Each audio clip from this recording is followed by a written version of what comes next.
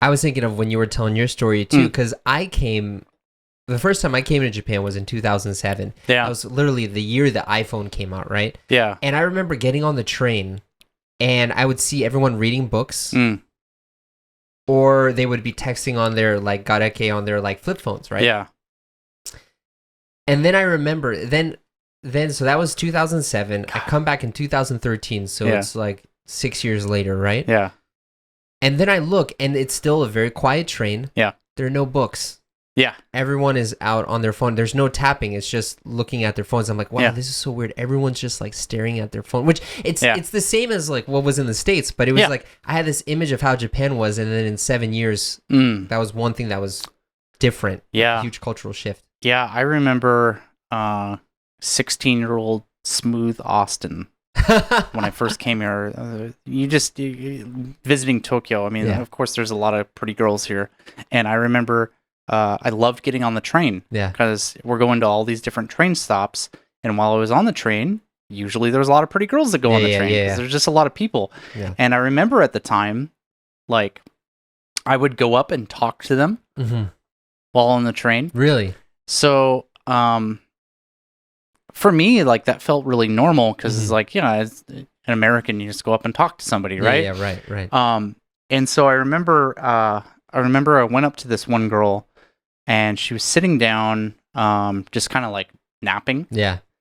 And I got another story to tell after this, which is like equally creepy, but it's kind of funny at the same time. So I started talking to her, and like I was trying to talk to her in like broken Japanese because like I probably had taken like 2 years of Japanese at high school, so I knew enough to form like words. Yeah.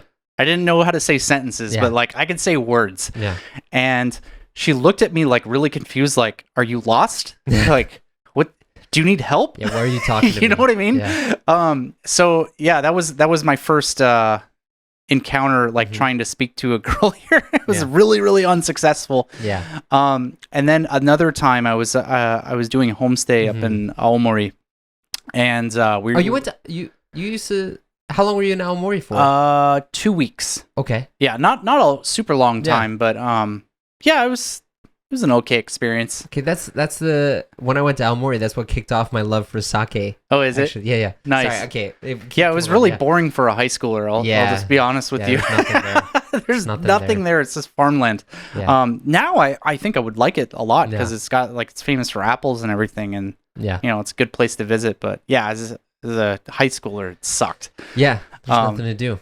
Yeah, so I used to have to commute to school by bus because there wasn't any trains. Yeah, around. It was like, what school did you go to? It was a private aviation. Yamada? Oh no. Yeah, it was an aviation school. Okay. Because I know they tried to do like a sister school program with my school back in America. Because I went to a pilot school in America, and this was like kind of like the equivalent of in Japan. Okay.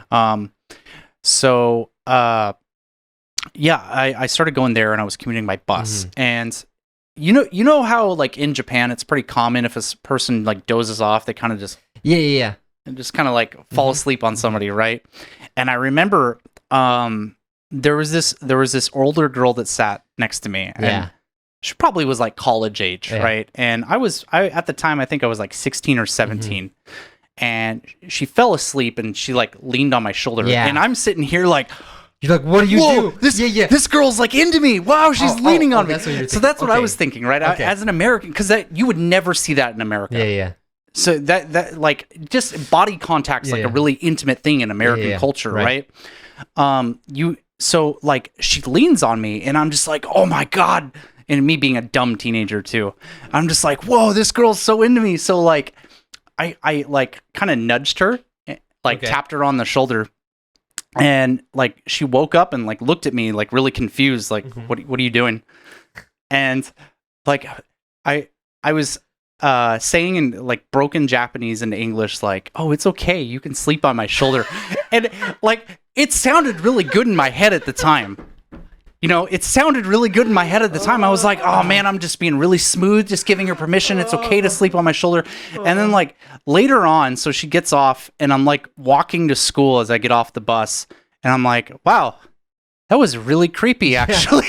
Dude, Austin. It's okay if you sleep on my shoulder. So the first time that happened to me, it was a dude, so I didn't get any of that miscommunication. I was on the train, and I just remember there was this business dude who just went like, I was like, what do I do? I had this like real like anxiety all of a sudden. I had to stop I had to go in a couple stops, and I was like, okay, what's the protocol? If I leave, then he's gonna wake up, or he's gonna fall down and hit someone else. What do I do? You gotta take care of this man now. Like, I know, but people. So I'd always seen pictures of like people leaning their heads on other people's shoulders and sleeping. Yeah. And I was like, oh, that's not gonna happen to me, but it did. Yeah. And then no one talks about what you do afterwards. Yeah. What do I do? So I just kind of I started like wiggle a little bit, like this, trying to wake him up, and then he just woke up, and I was like, great, okay, now I can leave. Escape. Yeah. Oh my god, that's so weird. Dude, I was like, what do you do in that situation? Yeah, it's a really awkward situation for sure. Yeah, that would never happen. No, ever. Yeah. People really are big about personal space in the States, which it's kind of funny because they're also really big about personal space here. Yeah, people don't hug here. Yeah. And then you get on the train and everyone's like, yeah, it's okay if you're like shoved into my rib cage. Yeah. That's fine. Yeah. Yeah, it's weird. It's like, it's funny because in everyday life, you have a lot of distance, and like you have to, especially even when you're talking with someone, you keep distance, right? But then when you get on the train, it's like almost expected you're going to be like on top of each other pretty much. But yeah, that's something that always confused me. It's like, okay, so you don't hug people, but you can fall asleep and your head lies on a stranger's shoulder. Yeah. How does that work? Yeah. I just don't understand. Oh man, I just got some flashbacks of living in my previous apartment over in Kamata. Okay. So that's like South Tokyo. Yeah. And I used to have to communicate. Jesus, I've drank too much sake already. I used to commute to work on the Keihin Toku line. Yeah, so that's like one of the main lines coming in from into South Tokyo. It like stops at like the big cities in like Kawasaki and Yokohama. So that train is packed. Yeah. They have to have like the station staff like pushing on people to close the doors at every station in the morning. And so I'd get on that, and man, I just remember like commuting to work during summer and being squished in with salarymen and feeling like the body heat and sweat. Dude, yeah. Oh god, that was such an unpleasant experience. Dude, especially like the worst part is like at the end of the day in the summer, because that's after like when everyone's super smelly. Yeah. And like I remember walking into the train and like I could feel the BO in the air masking my face as I'm getting on. It's like, no, it's just like, don't open your mouth, don't breathe it in. Yeah, it really is. It's like it's like a thickness in the air. You know what I mean? Yeah, the air is heavier, it's thicker. You kind of feel that. It's not quite like going into water, but it's kind of like you're like entering some kind of it's like a new form of matter between liquid and gas. It's man, in between that.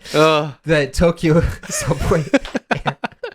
No, dude, but so there's nothing that kind of terrifies me more than waiting for the train, and when the train pulls up, I see like condensation dripping from the windows because it means where it's got like because it means I'm gonna be walking into that and I have to deal with that. And man, dude, so do you have any interesting stories about being on the like during rush hour? Because I have one that I really want to share. Oh man, this before.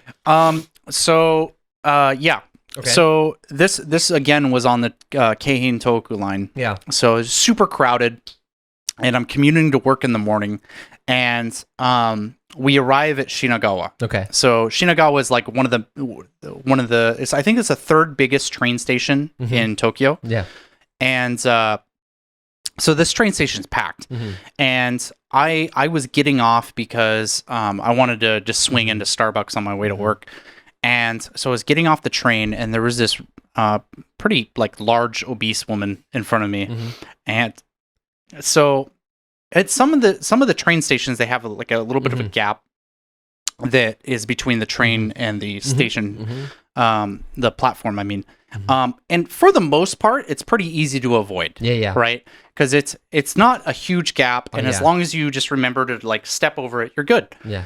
And so people were kind of rushing out the door. So there's kind of like a pushing thing. Everyone's trying to get off the train. And so I remember this woman like misstepped and just plunged into that. And, you know, I'm behind her and I see her fall in, and, you know, I'll admit I'm a good Samaritan. Mm-hmm. If I see somebody in trouble, I'm going to stop and help them. Mm-hmm. So I turned around and started like trying to pull this woman out of the wedge, mm-hmm. like between the train and the platform. Mm-hmm. And she is super heavy and she's stuck. Mm-hmm. So there's no way I'm getting her on my own. Mm-hmm. And I'm sitting here like pulling on her for like 15 seconds. Mm-hmm. And I remember the station attendant, he came over to me and he was just kind of like watching. And he's like, "What? Daijoubu desu ka? Are you okay?" It's like, dude, no. Yeah, she's stuck. Like, I'm trying to pull this woman out of the wedge. Like, what are you doing? Yeah. Help me. Yeah. So like, yeah, that was probably my most frustrating experience with rush hour. Yeah. So, dude, it's funny that you mentioned that, because, you know, I remember hearing like on the train, it was like, so in Japanese, like, especially because I remember at Shibuya station, because I used to go to Shibuya all the time. That's where my school was.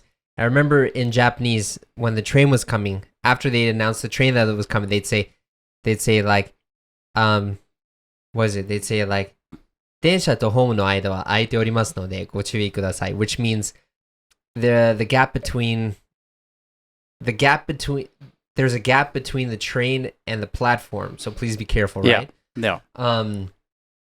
And I never really cared about that much. Yeah. But then I used to live on the Seibu Shinjuku line some years ago, and a lot of the Seibu Shinjuku line stations are actually kind of curved a little bit to go with that. So what that means is that the train kind of curves a little bit with it. Yeah. Which means depending on the door, you have like a gap that's almost like over a foot. Yeah. Like maybe like a foot and a half almost. Mm-hmm. And I just remember getting off being like, oh crap, I'm glad I missed that. And then I saw a drunk guy get in and he like tripped and he like fell down. Like, no, like the bottom part of his foot got caught, but he was moving forward. So it almost like if he went a little bit higher, it would have broken his leg maybe. Wow. But like he just kind of tripped and was like hitting himself. And I was thinking, man, you have to really be careful. Yeah. Sometimes, you know? Yeah. Man, but there's so many interesting rush hour stories. Yeah. I have. So like I will never forget this, no matter how long I live. So I used to live on the Chuo line. I used to live in Nakano Station on the Chuo line. And the Chuo line is known for being really crowded. Yes. It's like one of the crowdiest. Is that even a word? Crowd. It's one of the most crowded lines. There we go. On the JR, we got on the there JR in the train end. system. Yeah. And it's also known for having a lot of like suicides. So it's always late a lot of the time. Yeah. So I get on at Nakano Station, and there's this little elementary school girl who really just like comes up to a little bit above my belly button, right? And I get on the train, and she gets on the next stop, and I can see. Dude, don't worry about it. I know this bottle is almost empty, but it's all good. Yeah. So I remember, she gets on the train, and she's standing in front of me, and she's just like, "Oh, gaijin-da. Oh, it's a foreigner, right?"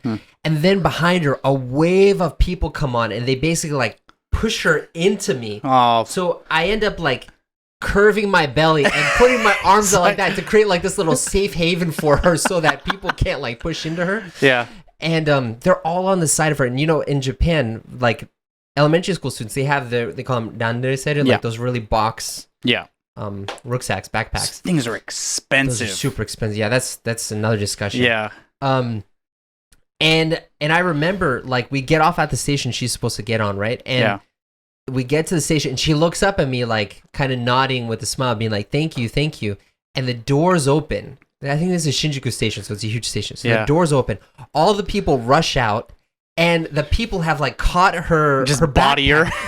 No, they've caught her backpack. So they literally like pull her back. No. Like the traction of the backpack moving with the crowd pushes her back. So I really saw just like a and then I was like, oh crap, what happened? Because I didn't see her in the crowd of people. But then I looked down out of the window, and down there I saw her walking just fine. But I just remember she was looking at me like smiling, like, oh, thank you so much. Just, like pulled out by the force. Dude, I feel so bad for kids. Yeah. Because like especially here in Tokyo, a lot of the kids are, they got to commute to school during rush hour because their school starts in the morning, and And now I take the subways. My subway's awesome. It's so much better than JR. It's never crowded. I always get to sit down. But yeah, back when I was... Is that the Asakusa line? Yeah. Okay. Yeah. But back when I was on my other train line, you know, I'd see some of my students in the morning, and you know, it's like junior high school girls are not very tall. Yeah. You know, I mean, they're probably about here on average, right? Yeah. And we're sitting down. Yeah. So they're not as tall as you mean? Yeah, like, we're as you sitting down. Yeah. So I mean, if we're talking in terms of like feet, I don't know, 4'3", 4'4", somewhere around there, right? Yeah. So they're not tall. Yeah. So for an adult guy, they're like coming up to your stomach and everything. And I remember seeing some of my students just sandwiched in between just like a mass of people. And I remember like the worst I've ever seen is it was one of my my junior high school girls. So she's probably 11 or 12. Yeah. And she was standing, so you know where the doors are at, right? Yeah. So she was standing at the opposite side of the door that opens, so the unused door. And so this mass of people just comes in and just mushes her against the window. Oh. So I was standing kind of like a little bit further back in the car, and I just see her like pressed against the window right there. I'm like, that sucks. Like, yeah, I've been there. Yeah, man. Rush hour sucks. Seriously. Don't use rush hour. Yeah, I mean, trains. I mean, you should use it once when you don't need to, because then it's fun. Yeah. But if you need to experience that day after day after day, it's grinding. That'll get you. Yeah. Dude. But there's another time of the train that I'm a huge fan of. Yeah. And that's the last train. The last train. The last train's fun. So the last train it's kind of like a famous phenomenon here in Japan. Like everybody knows about it, and it's the drunk train. Yeah, we should be really clear though, right? So, you know, New York City subway goes 24 hours. But does it? Yeah, it does. But you don't want to ride in the middle of the night. Oh yeah, you'll die. Or whatever. Yeah, pretty much. No, but yeah, in Tokyo, the trains run until about midnight or about 1 a.m. at the latest. Depending on where you're at. Yeah, for sure. Yeah, so that was something that really surprised me first coming here. But anyways, so the last train before it's so my most memorable experience getting on the last train, and it was a really normal night. I think I just met up my friends in Shibuya, so like that's the big party area in Japan or in Tokyo, and so we just met up and we just got drunk at a bar. Yeah. Like nothing special there. And we stayed really late, so I had to catch the last train. So it's coming from Shibuya, it's like around 12. Yeah. And Shibuya is like the most crazy place to catch the last train. Yeah, it is. Literally, the train will be packed like rush hour. Yeah. But everybody is hammered. Yeah. And on top of the BO smell we were talking about before, you have the alcohol burping smell too. Yeah, that's very true. Yeah. But it's really, it's kind of, it can be a pretty fun experience because, like I said, everyone's hammered. So, even here in Japan, people tend to be pretty talkative and friendly when they're drunk. Yeah. And so I managed to sit down, which if you understand how crazy that is, that I was able to sit down in Shibuya on the Yamanote line. Right. But I was able to sit down. And so I'm sitting on this, and the train's just crowded with drunk people. And there was a guy and his girlfriend that ended up like standing right here. And they're obviously very, very drunk. Yeah. And the guy instantly looked down and got really excited because he's like, "Oh, wow, a foreigner. Cool. All right, time to practice English, I guess." And I was like, "Dude, it's midnight. Why are you doing this now?" So he starts getting really excited and talking to me, and his girlfriend joins in. Yeah. And all of a sudden, he just pulls out gummy bears. Just randomly pulls out gummy bears and is like, "Do you want some gummy bears?" And I'm like, "You offering me drugs here?" Like, because that was my first thought. Was it like a package? It was like an open bag that he pulled. He didn't open the bag when he pulled it out of his pocket, but it was a you know, the Haribo gummy bears. Yeah. He pulls an open bag of Haribo gummy bears out of his pocket, and that was my first instinct of like, "Are you offering me drugs?" Because like in America, that's probably drugs. Yeah. You know what I mean? So I'm like, "All right, sure. I'll have some gummy bears." And so like we start eating gummy bears together. On the train, yeah. So we go through a couple stops, and he starts getting tired, but there's nowhere to sit. So he just like sits down on like the floor of the train. Yeah. And his girlfriend joins him. So like we're in the middle of this crowded Yamanote train And with they like just sit on the floor. and they're just sitting on the floor. Like he's right here, his girlfriend's right here, and I'm right here, and we're just sharing gummy bears, talking in the middle of the train. Yeah, it was kind of weird. Yeah, dude. So I've never had any weird stories like that on the